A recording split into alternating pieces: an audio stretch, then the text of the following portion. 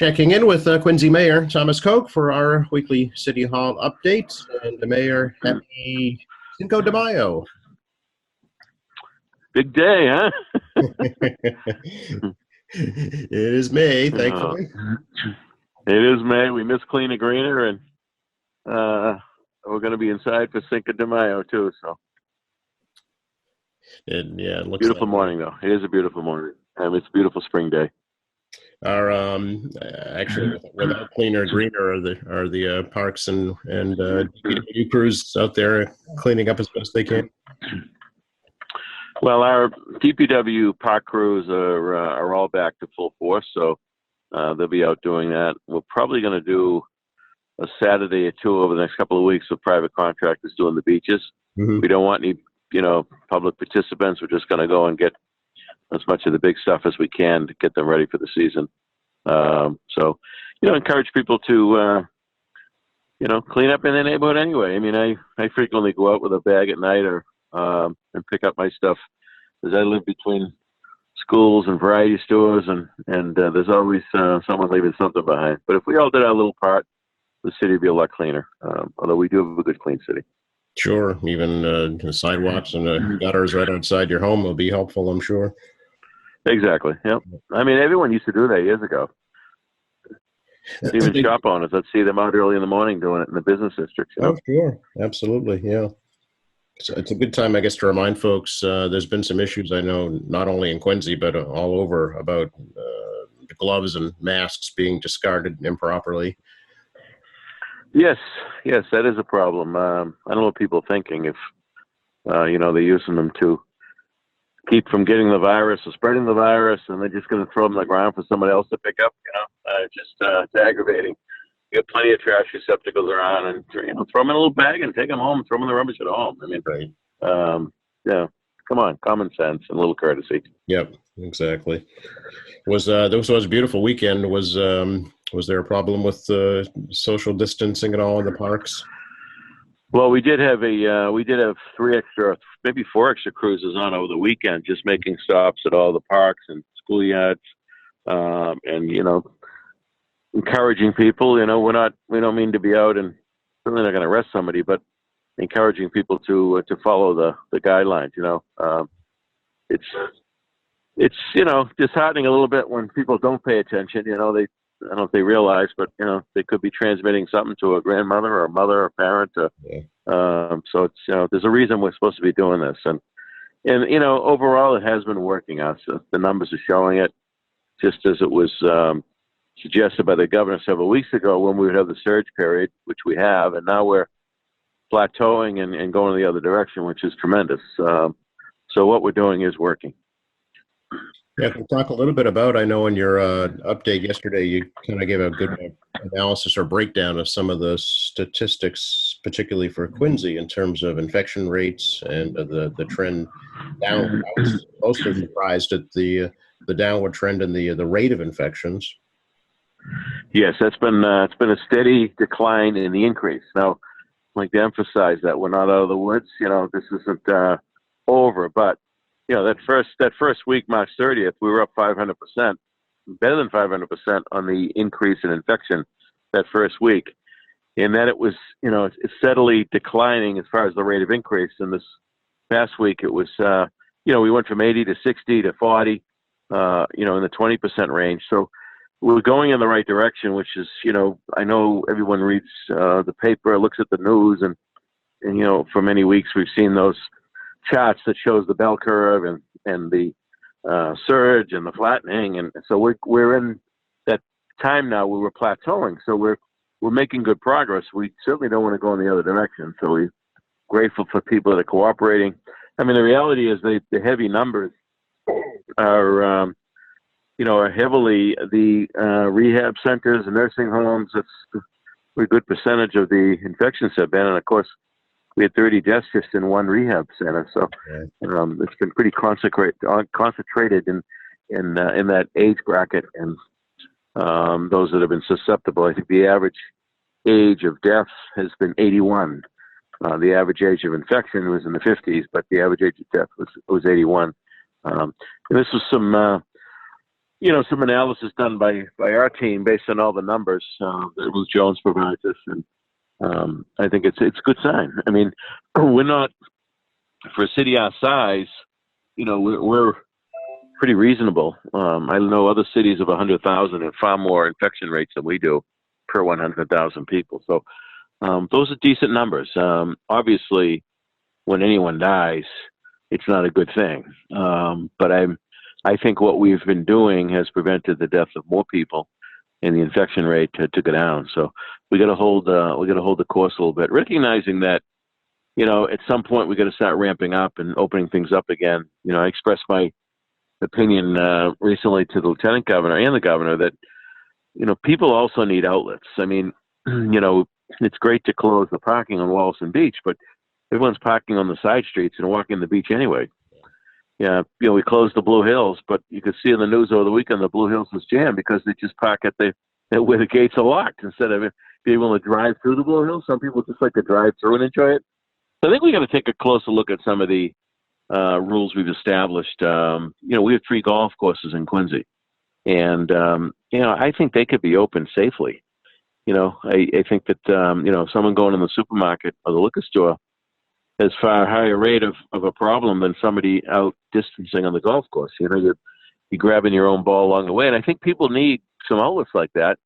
And by the way, we also share in the revenue of these golf courses. So Norfolk County has presidents, and that's important for the county for revenue. And the Granite Links, of course, provides revenue to the city. So and Furnace Brook is in the final year of being a private course, semi-public, I should say. And they're just trying to make it to the limp to the end of the finish line, and the city's going to be taking that over. So, so for the right reasons, I think things like that have to be looked at. I'm not saying we flip the switch, open everything up again, but I know that the governor and lieutenant governor and we as mayors and colleagues, we're working on different guidelines on how to reopen certain things. And, I know barbershops and hair salons, they're all looking for guidelines to follow. Restaurants, they may open with less capacity, spread people out a little bit more. I mean, there's all kinds of adjustments that are going to have to be made initially. And so we don't, jump right back in up to our waist here and all of a sudden, that the numbers start to spike again. So it's incumbent upon all of us to do our part here. And there's no right or wrong or perfect answer. We're just trying to make the right decisions for the good of everybody. Yeah, I'm sure that the goal is not to negate all the success we've had up to this point, because it could just very easily go to square one. That's true. The flip side is, I think it'll be months from now before we look back and look at the data and the stats on the other issues. Domestic violence being up, alcoholism, addiction issues and overdoses and mental disorders. I mean, there's the anxiety that comes with this, and people, not being able to do certain routines also has an effect and a consequence. And, some of those mental disorders turn into physical disorders, and, we got to be careful of that too. So there is a balance here that we're trying to strike, Sure. We obviously there won't be quote unquote traditional graduation ceremonies, at least in the short term. But what's being done to recognize the class of 2020, Mayor? Yeah, actually, the superintendent and his team, the principals, vice principals, are working with Mark Carey from our office on coming up with a real beautiful video to, commemorate. It's obvious we won't have an outdoor graduation on the night we usually have it. Right. So in place of that, we're looking to do something meaningful, video-wise, that people can tap into and really, really enjoy. It's going to be well done, with the idea that maybe a few weeks out, but during the summer we can actually have a ceremony. There's no replacing the ceremony. I mean, we're trying to address the whole issue of these kids have been out of school. These kids, it's their last year. Everybody remembers their senior year in high school. And everyone's looking to move on, but in a way that they've enjoyed their classmates, their teachers, and that's the point when you really are finishing out strong, and you're it's a great time in people's lives. So it's very difficult, I know, for these kids and their families. So we don't want to just cancel graduation. I know early on we talked about this video, people assume we're just not going to have any program at all. That's not what the intention was or is. The deal is we're doing this to, commemorate what would normally be that night in early June, 6th or 7th in that range. And then later when we, get the green light, if we get the green light, that we can gather in larger numbers. If the stadium is big enough, I think we can do it. We can spread people out. Maybe we restrict the amount of family members that can go. I mean, it does hold a few thousand there, so we should be able to accommodate a fair amount of people while we are, following the guidelines set forth by the state and CDC. So, it's one of those things, we're playing it by ear, but we didn't want to let the date itself go by without commemorating it. Sure. And certainly honoring our seniors. How is the remote learning going? Have you heard any reports about that? Well, it's going, and the teachers are working very hard on it. But it's not easy. It's everybody's got issues. It's tough. I don't know that I could work from home, Joe. I'm in the office every day, Saturdays and Sundays, and I don't know that I could work from home with distractions. So it's got to be hard for a parent to have their kid paying attention to the virtual learning. And, the teachers have same issues. They get their own kids at home and trying to do this. And I think they're doing an admirable job. It doesn't replace the classroom work, for sure, but it does provide an opportunity for that mind to keep growing and the learning and that environment for the kids, even though it's not quite the same as a classroom. So it's something we need to do, and there's no question about it. But, we should, I know we have discussions at the school committee, and sometimes I think we get a little carried away at what the expectations are. We got to be practical and realistic here. And every school district in the country is in the same boat. In other countries are in the same boat. So it's not like our district is going to fall behind someone else. Right. It is what it is. And I think that next year is going to be an interesting year, and probably a lot more on the kids' plates to try to play a little catch up. And, if we loosen up some of this social distancing and all, we may do some enrichment programs in the schools during the summer, but we're planning for some of that. But until we know the numbers and when we can loosen things up, we can't, actually do it. So, people mean well. Everybody's working at it. I know that staff and teachers are doing an incredible job. Staff will probably be going back into the schools, some of the secretaries and paras, to close out the year, to close out files and prepare actually for next year's, the passing on of files for everyone being promoted to the next grade. So there's some work to be done still in the schools, but obviously we're not going back in the classroom setting. Right. I mean, the argument could be made too that the kids are developing, different skills they might not have had this not happen in terms of time management and organization and communication. That needs to be looked at probably in the years ahead as well. Yeah, I think you're being very positive and optimistic. Kids are kids. I'd like to think so. Yeah. They're certainly getting good at technology. I mean, right. That's right. That's certainly a benefit out of it. And with us, some of the stimulus money, we're going to be purchasing about $2.2 billion worth of technology. Oh, okay. So going into September, every school kid in our city that's 5th grade to the 12th grade will receive a Chromebook so that they can take it home with them. Wow. Well, the plan there is if we have to shut down for a period of time next year, but even in addition to that, even if we don't, this is a great thing for the kids to have, to doing homework and assignments and, to use that technology and get better at it. I mean, so that's the world we live in. So it's good training for them just in that. But, we're hoping that, we get this behind us and we get back to some normalcy, but we've got to prepare for what could be a resurgence next fall. Yeah. Yeah. How do you think the health department has handled the Walmart situation, Mayor? I think they've done an admirable job. I know the health commissioner, Ruth Jones, was getting very frustrated with the management and threatened to close them. And then they made the decision at corporate level to close it themselves. Of course, they had a problem in Worcester. They had more cases in Worcester. I think they had some 80 employees that tested positive, were sick with it. So now it's, hit the pause button for that store and see if we can get as many of the employees tested as we can. Let's get the store completely clean from top to bottom. And I got a complaint from someone the other day, someone I went to school with, high school with, and they were going in to pick up new contacts or something. And they were astonished at the lack of attention to the guidelines that are out there, both by employees and customers. So they clearly weren't following the guidelines at all. And it's too bad there was a loss of life there. We certainly extend our sympathy to the woman's family, as we do for everyone that has passed during this crisis. But Walmart has a responsibility to its employees, to their health, safety, but also to the health and safety of their customers. And if they didn't close down yesterday, Ruth Jones would have shut them down. Okay, very good. And I know she won't let them reopen until they pass certain standards. That's right. I know. Listen, Ruth Jones is very practical. She's not a egomaniac here and acting like a sheriff here. She's very bright. She knows the deal. She's got a nice way about her, and she just wants cooperation. You know, this is for the benefit of the health and safety of everybody. And I keep saying that, but that's what it's all about. And if people aren't going to follow that, then we'll close them down. I know that you mentioned on your weekly update that the census numbers are down in parts of Quincy. That's a concern, I know.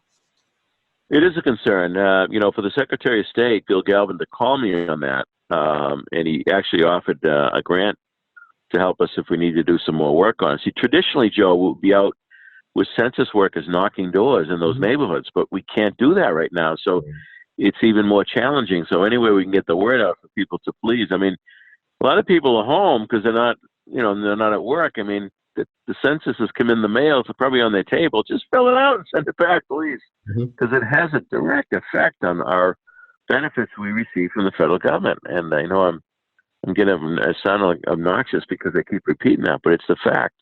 So, Ward 2 and Ward 4 are the two weakest wards. And then we had one precinct in Ward 5-1, that was weak as well. So they're below the average of the city. Now, when he read those precincts off to me, I wasn't totally surprised because Ward 2 and Ward 4 are both the poorest voting wards in our city as well. So there's I don't know if it's just a general lack of interest or this just the transit people that live in those areas with apartments and so forth. It could be that. But whatever the case may be, we've got to do everything we can to encourage people to get those numbers up because it does matter in the end. Well, and we know based on our own estimates, when you look at the number of units and there's a formula and a ratio, number of units, how many people you multiply that, we should be at about 110,000 people. Sure. But they have to be counted one by one. And if they don't respond, they don't, then they don't go in the count. So that's a problem for us, and we need to encourage people. Please, please, please. If you're listening to this program and you're in touch with other family members in Quincy, or neighbors, or just friends in general, please encourage them to do it. There is no reason not to do it. I know some immigrants have feared filling them out. This information is only used for the data to provide those formulas on how states and municipalities receive funding and resources. So it's important people respond. Yep. There are 9 questions. It takes 10 minutes tops. Yeah, it's not a big deal. It really isn't. And if you don't want to, if you're more tech savvy, you can go on the website and do it. You don't have to do it physically and mail it. You could do it right online. So encourage people, please, please, please talk to your friends, your neighbors, and your family members. Make sure they get that in.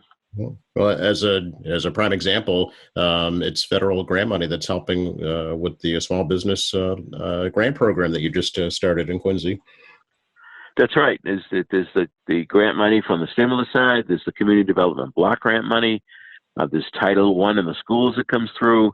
There's a number of standard programs that grant money comes through that's based on formulas that have a population as part of it.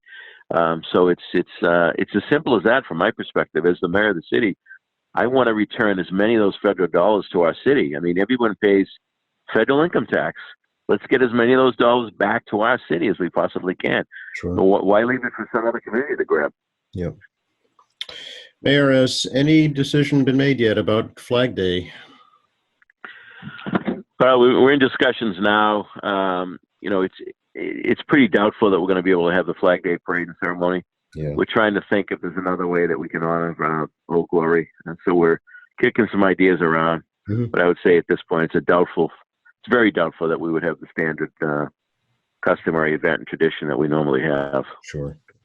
Yeah, I mean, it's shoulder to shoulder up at Passion Field on that night for the fireworks. So That, and even along the parade route, people are, Yeah. particularly that last half a mile, people are Yeah. pretty tight. And the kids even coming down the street, they're on top of each other, Sure. poking each other with the flags. So it's tough to it's tough to come up with social guidelines in an event like that, or at least enforce them. Sure. Appreciate your time, Mayor. Anything else we should touch on this morning? No, I think we're good. Yeah. Always good to chat, Joey. Appreciate you helping us share the information. Oh, our pleasure. Thank you for the recognition. We'll keep doing it. Amen. Thank you. Thank you. Enjoy the day. Take care. You too. Bye-bye.